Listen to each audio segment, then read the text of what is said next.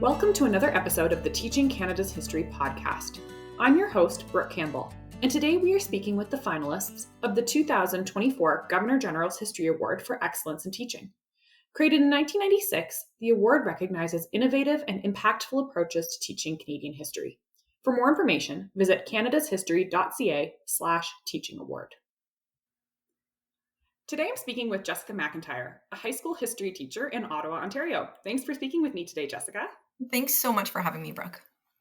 Well, why don't we start by looking at an overview of what you have done in the classroom? Can you share the project that you've designed and maybe go over some of the main steps that your students are taking? So the project that we're talking about today is a project called Project True North. And the whole idea is that we really want to engage our students in primary document research with the aim of challenging our accepted versions of Canadian history. And so what I think we want to do, and the biggest aim, is that we want to change this narrative and we want to include a variety of voices, more experiences, and really highlight the untold legacies of both remarkable and ordinary individuals. And overall, the goal in my history classes is I really want my students to see themselves in the history being taught to them.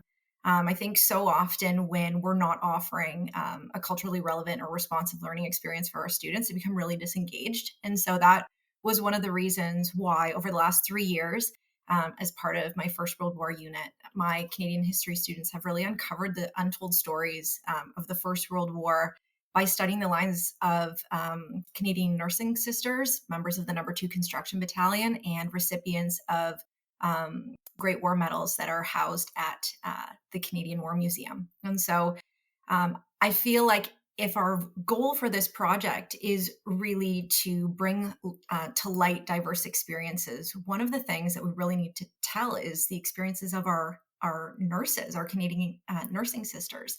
2024 marks the 120th anniversary of the creation of the Canadian Army Medical Corps. And at the beginning of the war, saying that this service was modest, I think is very, very truthful. By the end of the First World War, you had over 2,800 nursing sisters. And this, I think, is one of these kind of untold stories that needs a lot more attention and greater attention in our Canadian history classrooms.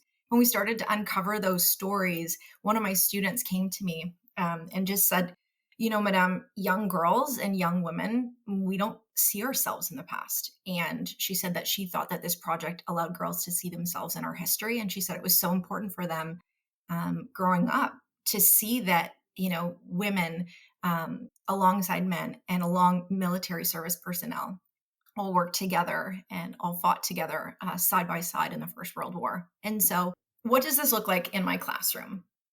It depends on the scope of inquiry. If we are, as a class, studying nursing sisters, then a student will choose a nursing sister to study. If we are, as a class, taking a look at members of the No. 2 Construction Battalion, then they will choose a member of the No. 2 Construction Battalion to study. Or if we are working in partnership with the Canadian War Museum, the Canadian War Museum actually curates a list of award recipients from the First World War that they have a medal to accompany their story. And so students will then kind of really hop into the role of historian. We will access military service files through Library and Archives Canada. And honestly, for weeks, these students hop into the lives of these people who lived over 100 years ago. So they take a look at their military service records, medical records, other primary sources, which could include census records or photographs or newspaper articles, in order to really breathe life into their memory. And my students love this because they've said that they feel like sleuths and they're trying to uncover this mystery that's outlined in the military service files. And what's neat is that, you know, as they're doing this, they're interweaving all of these amazing historical thinking skills that are acquired in our classroom to kind of uncover limitations of primary sources and kind of fill in the gaps.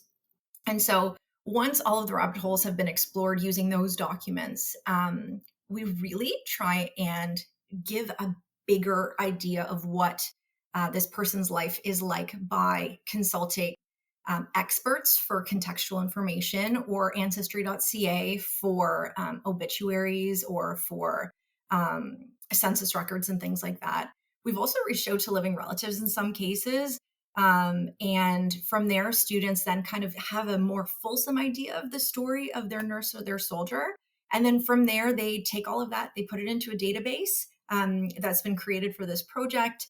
And in that database, it's actually super neat because you can put in where they've been throughout the war, and it actually builds out a map of their movements during the Great War.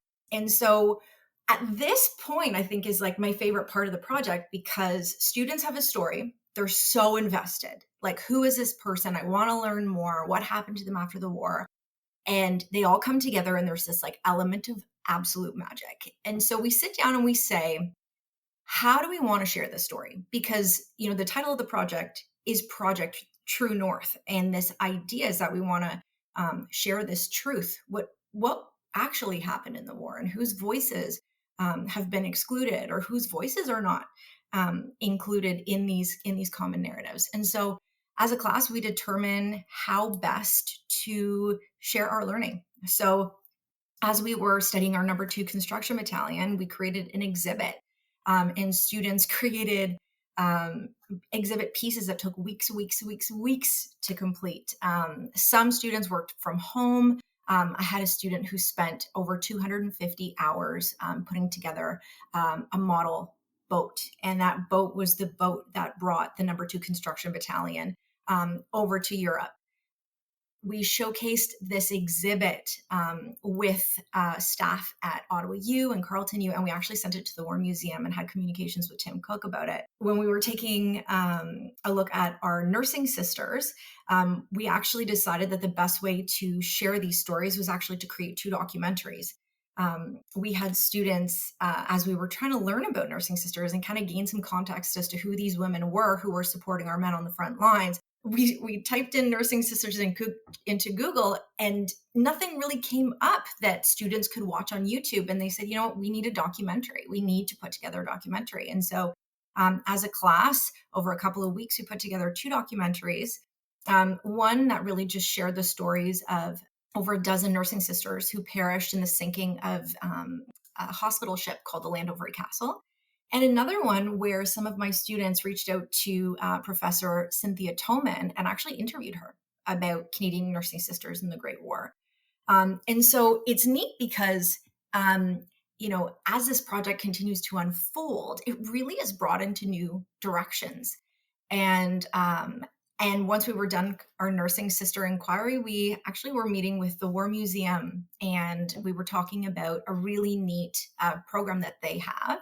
And it's called the Tilston Memorial Collection of Canadian Military Medals. And that's where soldiers' families who have First World War medals donate them to the War Museum. And the War Museum uses volunteers in order to do some research on the stories behind the medals. And it is put up on their website. And so my students, kind of as a natural progression of Project True North, started doing that with the War Museum. And for them, it was like this amazing thing because it became this, multidisciplinary and curriculum packed experiential learning opportunity where they actually were trusted by this national museum to do the research of people who were at the museum. And so honestly, to say that this experience was impactful would be an understatement. This partnership continues today. And honestly, I think at the end of the day, the highlight of this project is that, a story is created and a person is remembered. And they are remembered by my students who are now using their breath to breathe life into their story and talking for those people who can't speak for themselves. Diving deeper into this project, you've shared how using primary source research is so much at the center of the work that your students are doing, and helps from kind of think the base before they can go out and do all of this knowledge sharing and bringing it all together and all these wonderful outputs. Can you speak more about how your students are engaging with other aspects of historical thinking, including primary source evidence? So I feel like there is a world of difference between doing history and learning history. This last semester, I had the opportunity to be seconded to teach a class at Ottawa U in their Teachers College program called How to Teach History. And we actually did Project True North together as a class. And one of my students said to me, she said, I haven't done history since my undergrad. Like when she's talking about doing history, what she means is like actually becoming the historian. And I feel like learning history gives context, but doing history, so like uncovering and going through and scouring these primary documents and building up this life, it builds something called historical contextual empathy. And what that actually means is you're relating to experiences and perspectives and emotions of people from the past in a specific historical time. And so I feel as though, historical thinking concepts and inquiry skills, by doing history, it actually acts as the glue that binds all learning together in a history classroom, because without it, your lessons remain really fractured and standalone lessons, and your students' ability to understand the intricacies and complexities of history, it remains really limited. And so when we're talking at Project True North and specifically within the realm of historical thinking, you see how beautifully these concepts come. So as my students are talking about and working through these primary source documents, especially with my ELL students, taking a look at a primary source document is really, really, really intimidating, because you take a look at it, you're trying to decipher the cursive, you're not understanding some of the questions that are being asked. And as we're working through all of these things, I had just started to work alongside Project True North, and I had been using some of my, lessons that I've been using for a really, really, really long time. And I remember showing a video of First World War. And so I want you to kind of picture trench warfare, kind of black and white footage, and, the sounds of guns and, exploding shells. And I look over, and one of my students has her head on her desk. And I realized that I didn't need to teach these students about war, they knew it. And so doing Project True North led to a really, really deep connection between the experience of my students as new Canadians and the soldiers that they were researching. The students and I had conversations, and they revealed, honestly, that the trauma of war that we were taking a look at in class was really, really similar to their own experiences. And many of them escaped war by coming to Canada. And so this really highlights really continuity and change throughout our history. And also historical perspective taking. The parallels and finding parallels between their own experiences with race and racism as those of men in the number 2 Construction Battalion who lived over 100 years ago is really another beautiful example of historical perspective taking. When we're taking a look at nursing sisters stationed on the island of Lemnos and kind of what they had to uncover there, my students were like so fueled to kind of expand their research and try and figure out what is it that made these women, have this resilience and this grit. And then what kind of stemmed from this beautiful experience of leadership that these women demonstrated in the First World War. And later on, kind of, so we start out by building the Canadian Army Medical Corps in 1904. Well, what these women did led to social movements towards women equality. And that beautifully highlights cause and consequence. It also makes us think about the experience of our nursing sisters in the First World War, and then also the nurses during COVID-19. So that's cause and consequence as well. And if we're taking a look at historical significance, the Medals Project, as an extension of our partnership with the Canadian War Museum, writing biographies highlights historical significance throughout the war. But the aim of that biography, which is being then given to the War Museum, is really to tell the story of the whole individual. So it's like, what was their life like before the war? And what did they do in the war? And kind of piece together their life after the war. And I feel as though one of the biggest lessons my students learned through this whole process is that significance is not something that was only derived through military service, but it's also rooted deeply in the legacy that someone leaves throughout their life. And so that is certainly a lesson that they learned and that they're going to shine on themselves as well.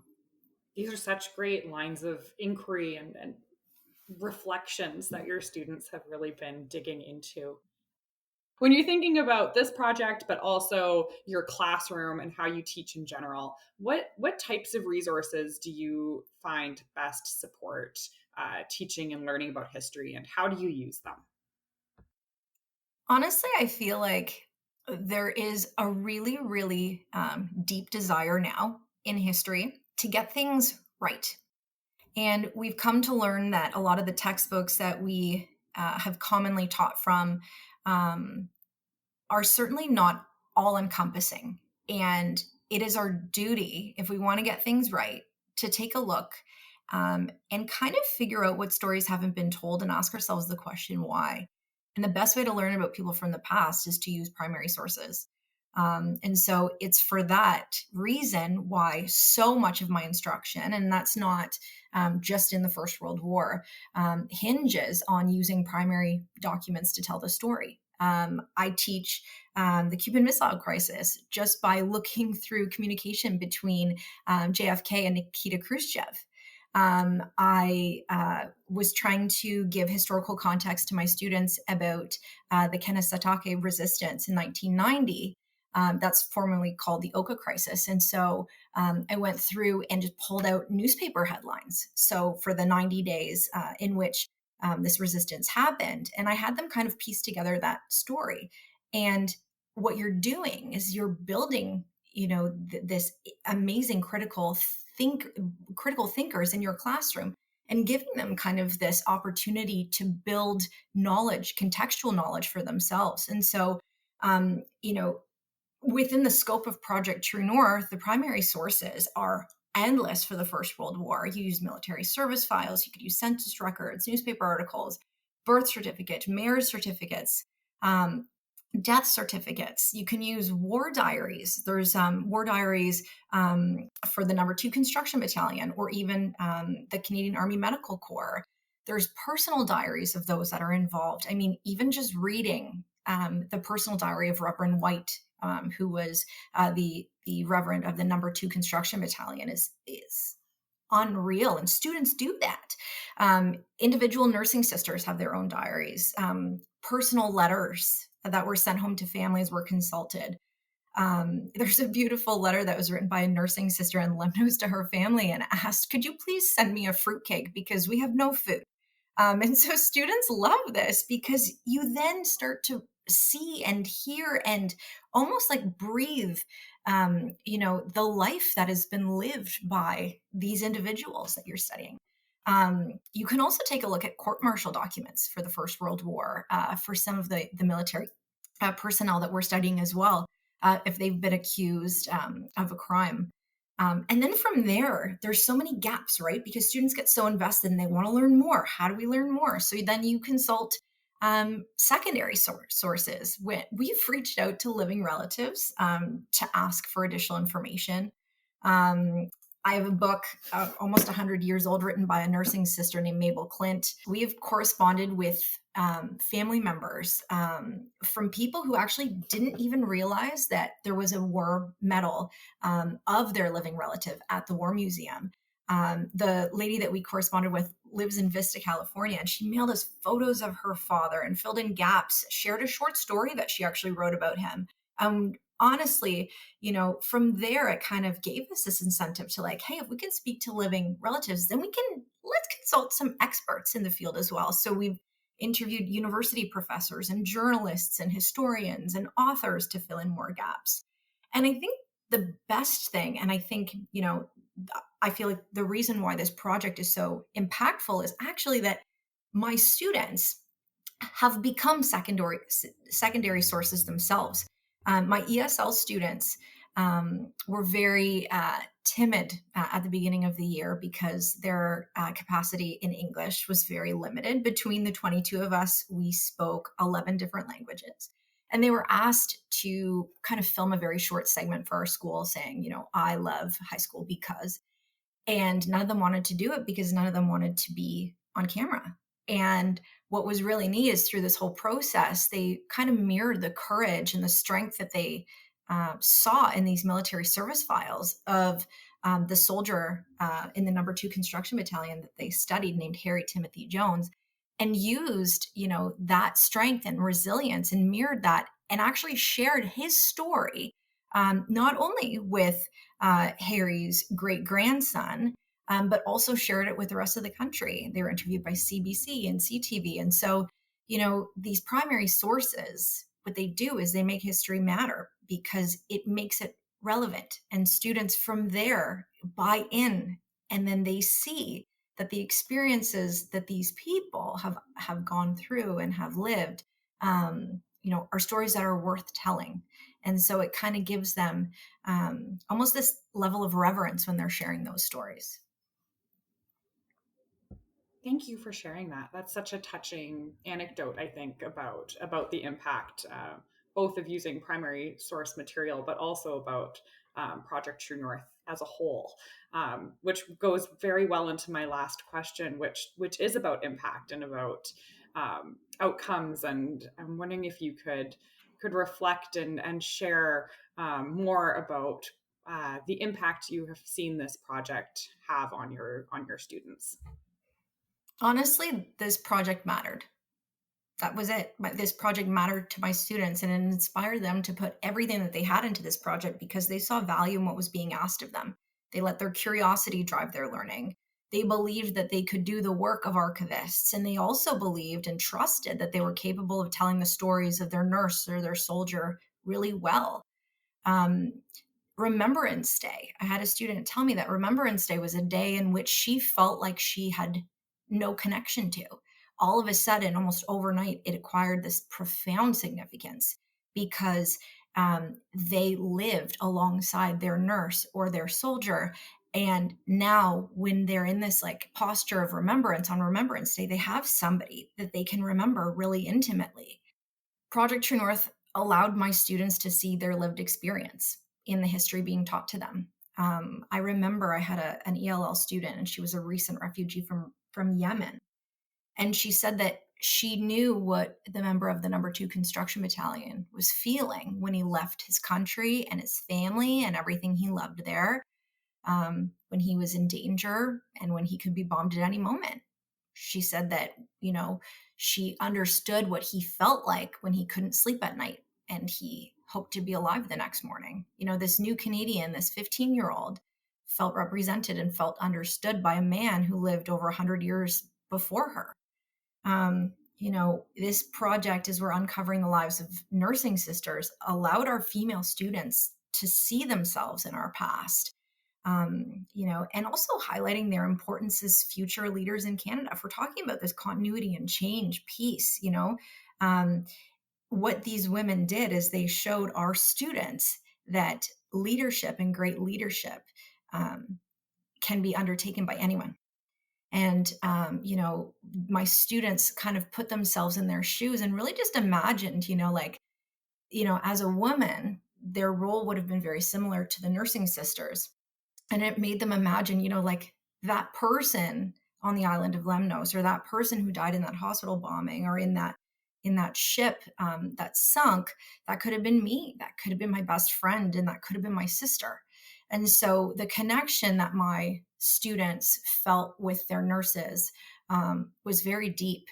And I also feel like, at the end of the day, this project's greatest impact reminded my students that their story, their lives, like the story of their nurse or their soldiers, it matters greatly. And so just as we are thinking about the legacy that is left by these amazing men and women and members of our military personnel, it really inspires our students to think about how they want to be remembered as well. It allows our students, this young generation, especially our marginalized and really underrepresented ones, that they can see themselves in our history. It reminds them that their voice has a purpose and it has meaning, and it really empowers them to think critically about the world around them and speak out against injustice or inequality. And I think through kind of, how is this project seen by community partners? We have had incredible community partners support this project because of the enthusiasm that was brought in by our students. We had partners at Ottawa U. We had Dr. Dominique Marshall, who's in the history department. We had partners at Carleton University, Dr. Kathleen Moss from the sociology department, that actually partnered together with our history classes and their 2 undergraduate classes. And we researched nurses together, and then we shared our information together. I mentioned that Dr. Cynthia Tolman gave us tons and tons of resources, both just her own depth of knowledge, and then also kind of curated some resources for us to take a look at in putting together a documentary, but also just helping us fill the gaps when we were taking a look at nursing sisters. And then also our partnership with the War Museum. I mean, Jim Whittam, he's the Director General of the Canadian War Museum, and he's the Vice President of the Canadian Museum of History.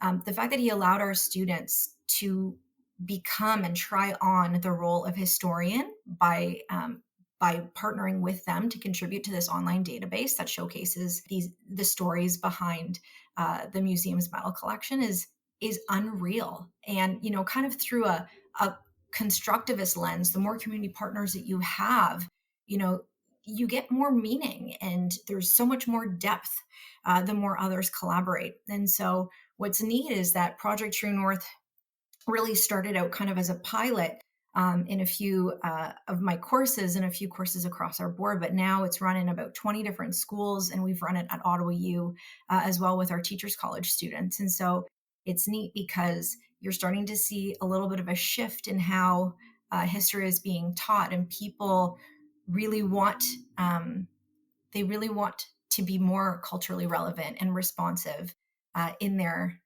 instruction. And at the end of the day, this project, it really transformed my students into archivists, into historians, into detectives. And the community saw that. My students, they interacted so reverently with all of the primary source documents. They brought a level of solemnness and intensity to the research, and a desire to share that learning with other people. And the community saw that. And that's why it was so well received. And certainly, this authentic learning experience, this experiential learning project is far more than just a history project. And my students have said that they're going to remember it for years to come. Thank you, Jessica, for sharing Project True North with me and speaking to these reverberations that this project has had with your students and with the community.